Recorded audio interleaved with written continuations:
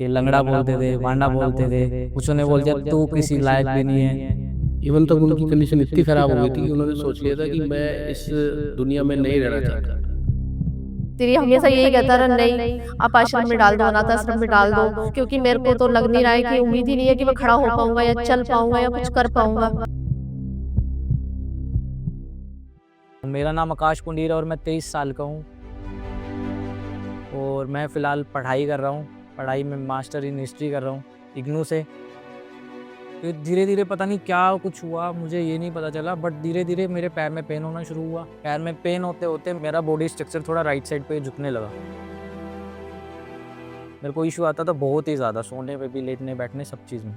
मैं तकिया लगा के सोता था, बीच में 6-6 तकिए 8-8 तकिए लगा के सोता था। अब मैं जैसे भी चलता था, मेरे घर के बच्चे, मेरे बाहर के बच्चे मेरे को टीज़ करते थे, पोक करते थे, कि लंगड़ा बोलते थे, वांडा बोलते थे। सबसे मिलना छोड़ दिया, सबसे बात करनी छोड़ दी।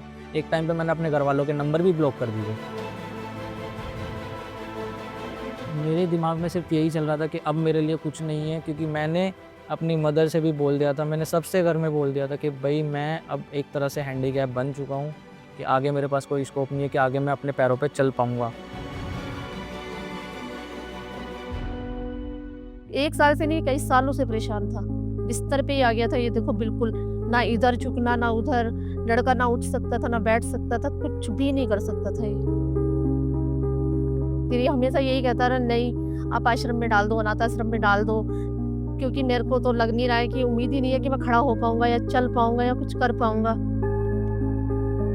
किसी ने कहीं बताया, किसी ने कहीं ट्रीटमेंट बताया, ट्रीटमेंट चलते रहे, पर कोई भी मेरे को रिस्पॉन्स नहीं मिला।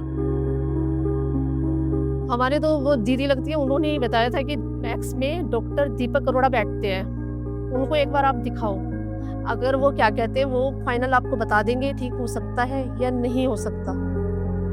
उनका शरीर एक बीमारी से ग्रस्त था जिसको हम एंकाइलोजिंग स्पॉन्डिलाइटिस कहते हैं। उसमें पूरा शरीर जुड़ जाती है किसी किसी पेशेंट में, हर एंकाइलोजिंग स्पॉन्डिलाइटिस में नहीं। तो वो ना तो बैठ पाते थे, मतलब चलना तो बहुत दूर की बात है, बैठ भी नहीं पाते थे।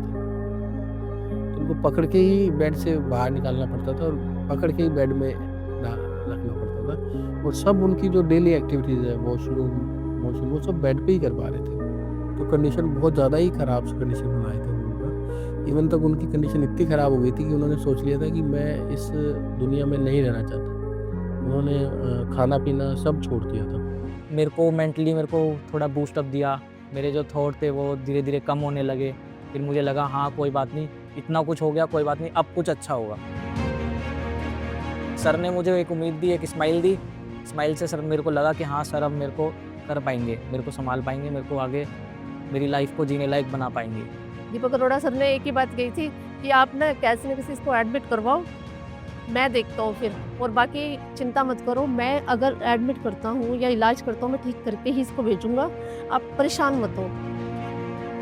उन्होंने मतलब हर रोज हमें जीने की बात सिखाई। सर ने एट द एंड भी यही कहा था कि मैं अगर ट्रीटमेंट करूँगा तेरा तो तेरे को पूरा चला के भेजूँगा, पूरा अपने दोनों पैरों पे खड़ा करूँगा, ये मेरा प्रॉमिस है। तो उन्होंने अपना प्रॉमिस पूरा निभाया है।